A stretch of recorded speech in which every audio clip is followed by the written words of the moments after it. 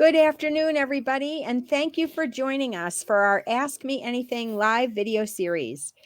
If you missed our last Ask Me Anything on Afghan refugees and Haitian immigrants, presented as part of our Martin Luther King Day Jr. Day of Advocacy, you can still see it on HIAS Pennsylvania's YouTube page, on our website at www.hiaspa.org, and in the videos section of HIAS Pennsylvania's Facebook page.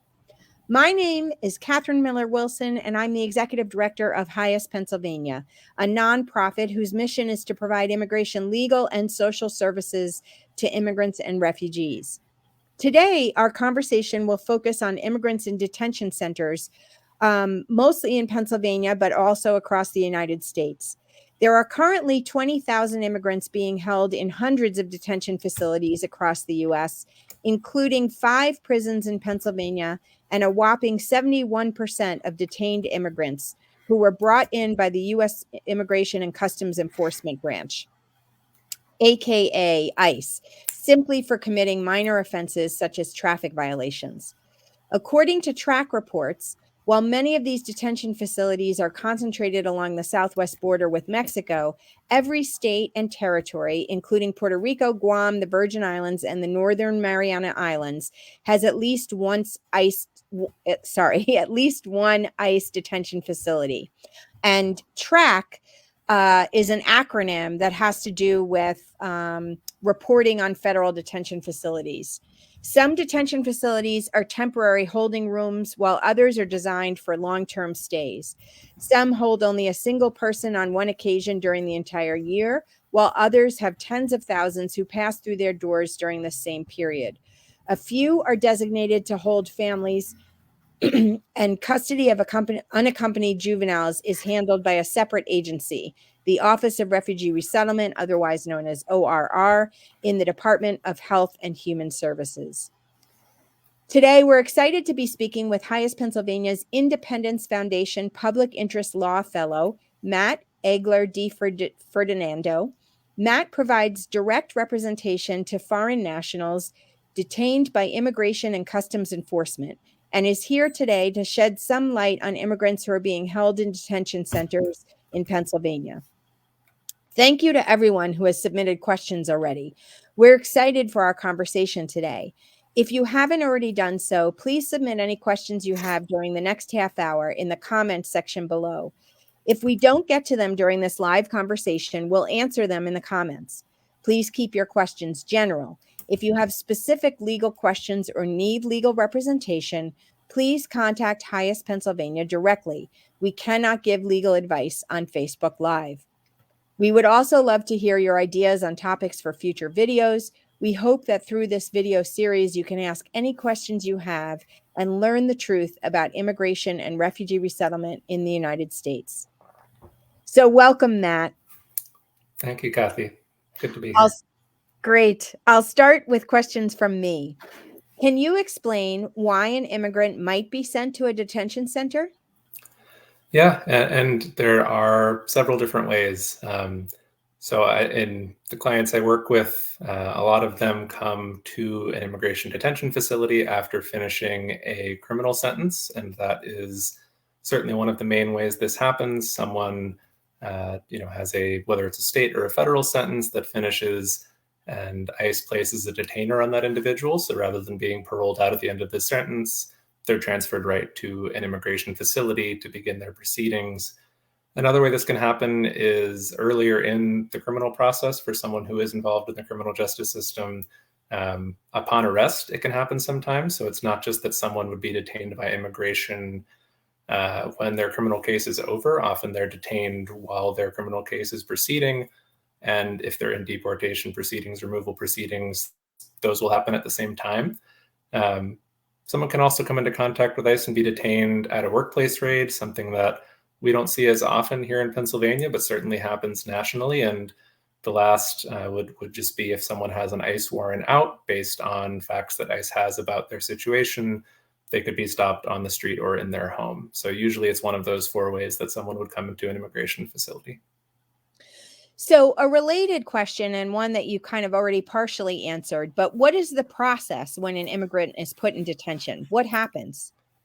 Yeah, so the typical process, and it certainly doesn't always happen this way, and this is why it's good for someone in detention to have representation, but typically what happens is someone's transferred to one of their facilities. They're served with a notice to appear, so a notice to appear being a document telling them when, where they need to be in, they need to appear for court to begin their removal proceedings. On that date, their proceedings begin. It's usually a few weeks out. They are given deadlines for applications. If they're applying for asylum, for example, they have a final hearing typically about 3 months out, and then, if necessary, an appellate process. But unlike for folks who aren't in detention, where removal proceedings can take years, these cases usually happen within about 90 days. And that's what makes it all the more essential that our office and other legal service providers are able to reach detainees at these facilities as soon as possible. So great. One thing that you said sort of caught my ear. You talked about some people who might be applying for asylum. So does that mean there are people who are eligible to receive asylum who are detained? Yeah, and I think an important thing to know here is that there's a few different types of relief that are similar to asylum, not just asylum. So a lot of the folks I discussed when talking about the types of people and how someone gets involved and gets detained, for one reason or another, they might not be eligible to apply for asylum, but they might be able to apply for other types of relief, withholding of removal, or relief under the Convention Against Torture, which use the same form and provide different levels of relief that allow the individual to stay in the United States. But they still are able to go through a process that looks and in all other aspects is very similar to the asylum process. And at the same time, yes, there are some people who are able to apply for asylum as someone would who is seeking asylum at the border or after entry. So just to be clear, I mean, I find this amazing. So these are people people that have fled persecution, torture, and they come here and then they end up put in prison. Is that correct? That's correct, and that's one of the biggest facility in Pennsylvania right now that just opened at the end of the past year in Moshannon Valley. A majority of the individuals detained there are transferred there after coming to the border and stating their fears, the reasons that they fear returning to their country. And as you said, rather than being released and allowed to live with the person sponsoring them here if they have one, or finding a place to live if not, they are brought to that facility and detained there. Yes, it's a pretty brutal system. Wow. And if you are detained, do you receive free legal counsel like other prisoners do? No, so it's you know, individuals in removal proceedings have a right to counsel, but what that looks like is a lot different than it does in the criminal context for United States citizens. So they have a right to counsel, but they're responsible for it entirely. And so uh, organizations like HIAS Pennsylvania and other legal service providers that provide free representation to folks in detention, um, at a certain point, it's a matter of how many folks can we reach and other service providers can reach altogether. But typically, judges grant at least 1 or 2 continuances, which, when you're adding this all up, is about a month to 6 weeks usually for someone to find representation before their case proceeds. And the numbers on that are pretty staggering. If someone doesn't have representation, particularly in detention, they are a lot less likely to succeed on the merits of their case, understandably so. You have an expectation that, or the judges basically are asking these individuals to know immigration law in a country they aren't familiar with. And yeah, it doesn't make much sense, but that is the way it works. Wow. And what are conditions like in detention centers? Are Yeah. they different from prisons or the same or? No, I mean, these are prisons. I think, with few and far between exceptions, these are facilities that typically were at one point state or federal facilities and are now contracted out for ICE's use. And at some facilities, that means that ICE has a wing of a prison that they are able to house detainees at some facilities like Moshannon Valley Processing Center. The whole facility is theirs. But in every aspect, these are prisons, right? The individuals are held in cells or in large open rooms at some facilities, and they're treated the same way as a prisoner would be serving a state or federal sentence. At some facilities, and there are national standards that have to be upheld, and there are ways that legal advocates seek to enforce these standards. But some facilities do it better than others, and it's not great, certainly, at any of them. Wow. Thank you for that. Some of our listeners might have heard about the Berks detention facility. This is a particular facility in Pennsylvania that was targeted to be shut down, but was recently reopened. Do you know anything about that? What are the ramifications for having detention centers like Berks in Pennsylvania? Yeah, and the Berks facility, like the Moshannon facility, just opened within the last few months. Moshannon has ramped up, is what I would say, I guess, more quickly than Berks has. And so I think as a network of advocates, people generally have a better understanding of how things are being run at Moshannon than at Berks. But certainly, yeah, it's a disappointing thing to see that after all of the hard work done by the community to really try to make that shutdown happen at Berks, here we are with it back open. The ramifications of having those facilities, I mean, it means that local funding is going towards housing those facilities there. These are contracts that ICE engages with the folks in those areas, thinking about the reason, or one of the reasons, that the facility in York County Prison closed. It certainly partially was due to the advocacy done by so many folks who wanted that facility to close. Part of it was just that York County couldn't come to an agreement on a new contract with the United States government for that facility. And so it means that money that could be going elsewhere to the local community is going to that facility. On the flip side, it does mean that with a facility being that close to Philadelphia, that we have access to those detainees in a way that I don't have access to clients of mine who are housed in Florida or in Massachusetts, where some of my clients are now, who have been transferred from one facility to another.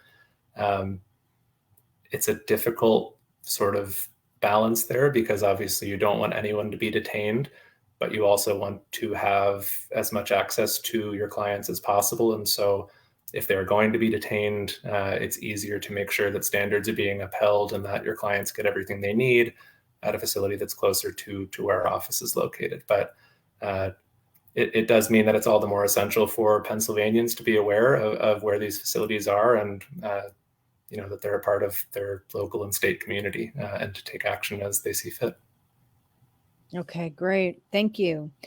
Now, listener Carol asked, under what instances are detainees released with an ankle bracelet monitoring system in place? That's a great question. And it's something that is happening a lot at the Moshannon facility right now. So when there are a few different ways someone can be released from ICE detention. One of them is if they get a court order. So I think that's the traditional way that a lot of folks would think about this, basically getting a bond order from an immigration judge. That would be a situation, and often they'd be released on an ankle monitor, sometimes not. But at the same time, immigration has the ability to, and does sometimes, release an individual on their own accord. So without a judge's decision, ICE can just decide this individual is not a priority for detention under the priorities laid out by Secretary Mayorkas, and we're going to release them. Sometimes they're released without an ankle monitor. They're just released on their own recognizance, meaning that whether it's a family member or a friend, whoever is sponsoring them can come get them, and they're just required to report to a local office at some point in the future and report for their hearings. Sometimes, and this is often when the individual has some kind of criminal history, or ICE has otherwise determined that they are a flight risk or a risk to the community, ICE will release them with an ankle monitor. And that can look a couple of different ways. I have a couple of clients who are effectively on house arrest. I have some clients who are just not allowed to leave the state or the general area, but that typically would be done by ICE directly. I would see it more often there than through the court. Okay, great. And do people that have been released, do their cases follow the same timeline as those who are being held in detention? That's a really important distinction, and the answer is no. So, like I mentioned earlier, for detained cases, typically the timeline is 90 to 120 days, I would say, sometimes sooner than that, really, depending on how quickly the individual finds counsel, if they do find counsel, and how complicated the case may be. And this is for a few reasons, partially because every day that someone is detained, the government's paying for their detention. So they want these cases to resolve as quickly as possible. Um, on the flip side of that, when someone's not detained, that obviously isn't the case. And so non-detained removal proceedings can take 2 years or more. I have clients whose final hearings are set for late in 2024 already, and that's pretty typical. So you can see the advantages, right? Where an individual in detention needs to, from detention, so without access to a phone at all times, without access to their other communication systems, collect all of their evidence, get everything in order, and present their case within 90 days, while someone who's not in detention has a couple of years to put everything together, and that bears itself out in the success rates, right? And it's so much more likely for someone who isn't detained to be successful on their merits of their case and win, whether it's asylum or their ability to adjust their status. It can't be overstated how large the difference is. Okay, great. So tell us a story. You've been representing detained folks for about a year and a half now, thanks to the Mhm. support of the Independence Foundation. So tell us about some of the clients that you've represented. Yeah, I think the story that's kind of top of my mind right now, because this client's case is still ongoing. I'll call him Andre, not to use his actual name, but he entered the United States when he was young, when he was 15 years old in 1997. He was in the early 2000s. He was arrested and convicted, and sentenced to about 20 years in prison for something that he did and takes full accountability for. After serving 15 years of that sentence, he was transferred to DHS custody, to ICE custody at York County Prison, when that facility was still there. This is last April. And that's when I met Andre and began working with him. As some of you may know, last summer there was a hunger strike that took place at York to protest the racist actions of officials at York County Prison.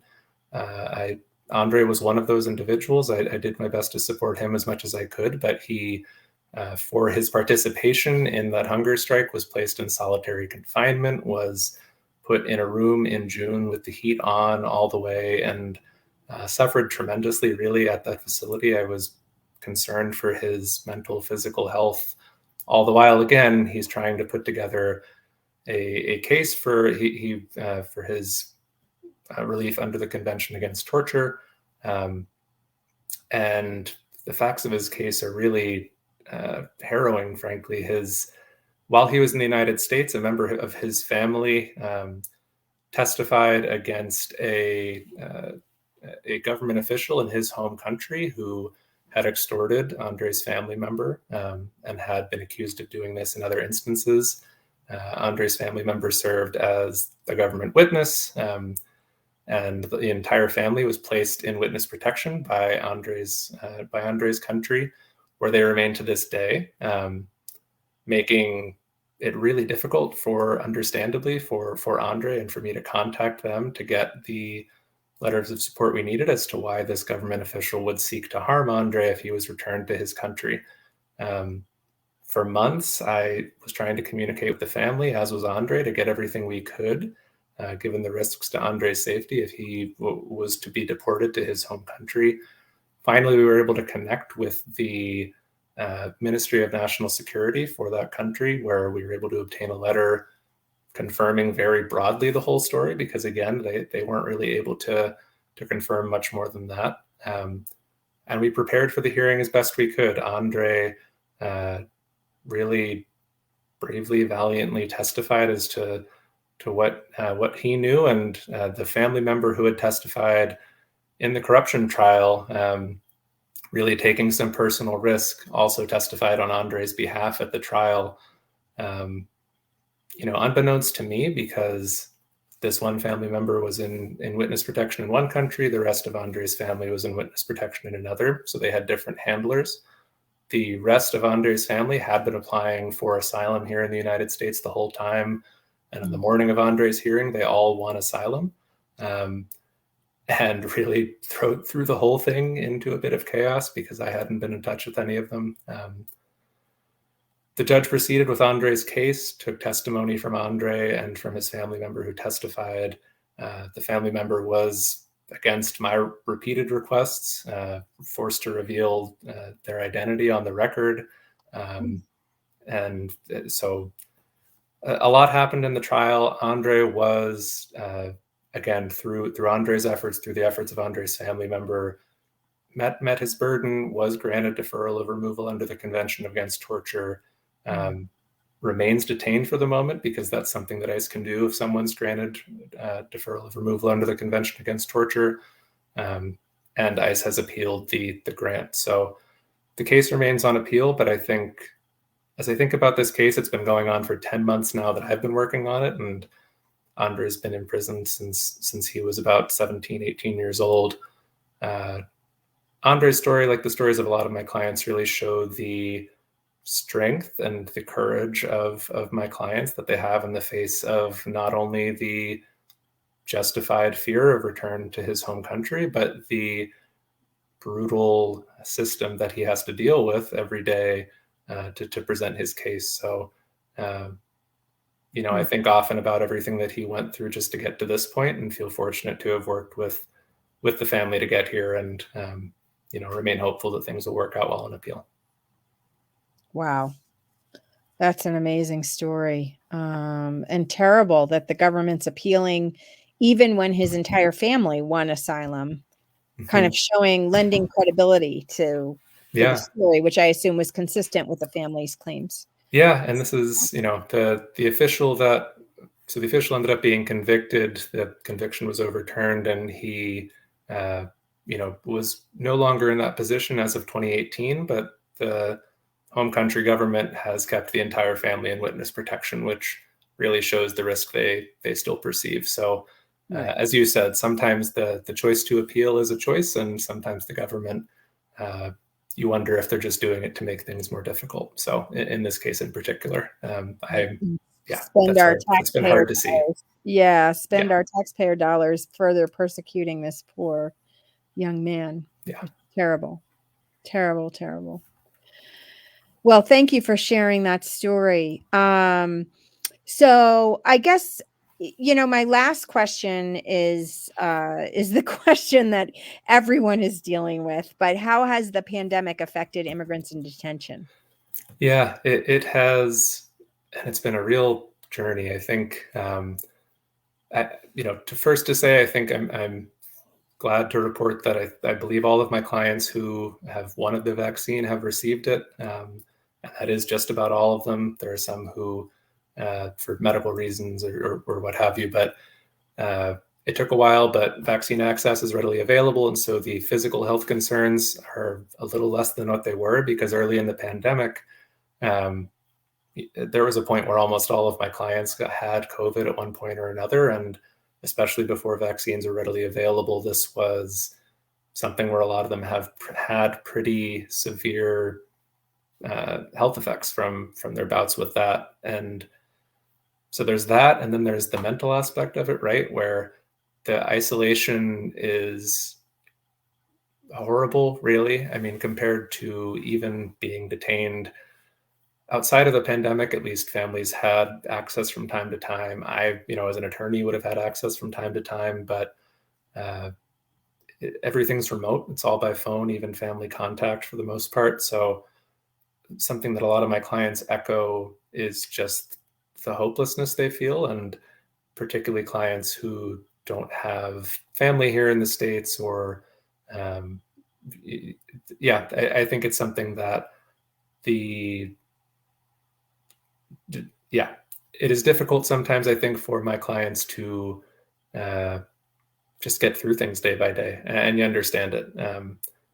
because it is just a day-to-day, whether it's being placed in quarantine over and over again, actually getting COVID, not having access to friends and family. It has taken a real toll on everyone in those facilities. And so, I obviously hope and really would love that if things head in the right direction, it would be great to have better access for so many reasons. But the personal contact and personal connection with clients, I think, is something that they have talked about and shared with me often. And that's been, I think, the main impact on them, is just the impact it has on their mental and physical health. Yeah. Well, thank you so much. I know I said that was my last question, but actually I lied, because I want to ask you one more. Yeah. Because I think it's related to the whole question of what do we do about detention generally. So, so if you reside in Pennsylvania, does this mean that you'll be detained in Pennsylvania if ICE picks you up? No, it doesn't. Pennsylvania, you're probably more likely to be detained in Pennsylvania than in some other states, but no, they can detain you wherever, really. Some states around Pennsylvania have started to outlaw immigration detention in their state. So you're seeing clients get transferred into Pennsylvania from other states because Pennsylvania really is the place to go if you're ICE and you want to detain someone in the Northeast. That's the unfortunate reality of the situation. The facility at Moshannon is at capacity, could hold 1,800 people, which is one of the biggest facilities in the country, particularly outside of the border. So if you are arrested in Pennsylvania and you're going to be detained, there's a decent chance it will be in Pennsylvania, but that's not a requirement. And that's one of the things that makes this work really tough to do, because at a moment's notice, someone can just get moved from, again, when York closed, my clients were moved from Pennsylvania to Massachusetts, Georgia, Florida, and the law is different in those places. And the move from Pennsylvania to Massachusetts actually helped some of my clients, and the move from Pennsylvania to Florida made it almost impossible to win those cases. So, there is little rhyme or reason to it, but you can be arrested in Pennsylvania and moved somewhere else, and that's something they can do. Wow. Well, thank you so much, Matt. I guess I want to wrap up before we run out of time completely, just to share with our audience a project that Matt has been involved with, but HIAS Pennsylvania has co-founded with a number of other immigrant serving organizations a statewide group that is trying to provide free attorneys for immigrants in detention who can't afford them. As Matt had suggested, this is not a foregone conclusion by any means. There is no right to free legal counsel. So if you can't afford an attorney and you can't get one at one of the local nonprofits, then there is no luck. So we started a coalition called the Pennsylvania Immigrant Family Unity Project, PIFUP, modeled after the New York Immigrant Family Unity Project, NIFUP. And it was modeled after NIFUP because New York was one of the first states to start funding representation for all immigrants, regardless of their income. And so Pennsylvania, trying to emulate its neighbor to the north, started a similar coalition. We have been successful in getting funding from county and city governments. So we got some funding from Philadelphia. We got some funding from Pittsburgh. We also got some private funders. And so as a result, there are currently, I believe, 4 PIFUP attorneys and a coordinator, 3 or 4. And we are hopeful that Matt will become a PIFUP attorney in the fall when his Independence Fellowship runs out. But in the meantime, we have a long way to go to get this funded for every low-income immigrant in detention. And it's something that we think is obviously really important. think about if you had been tortured and escaped to the United States and then got sent to prison and then had nobody who could represent you with the United States' complex immigration laws, what that would mean, and what it means for our government, both federal and state, to not be supporting those immigrants in detention. I think that that is really problematic, and hope that our listeners will contact their legislators to demand that representation be funded. Information about PIFUP is available in the chat. So now I just want to thank you, Matt, for the enlightening answers, but we've run out of time. For all of you who sent questions that we didn't get a chance to answer, they will be answered in the comments below. I know that there was a question about Ukraine, and I will answer it in the chat on Facebook. And one more critical note, HIAS Pennsylvania is open during the pandemic. We're continuing to provide remote legal and social services to immigrants in the greater Philadelphia area. Stay tuned for HIAS Pennsylvania's next Ask Me Anything. And as always, you can learn more about how to support all of our clients at www.hiaspa.org. Thank you so much. Thanks, everyone.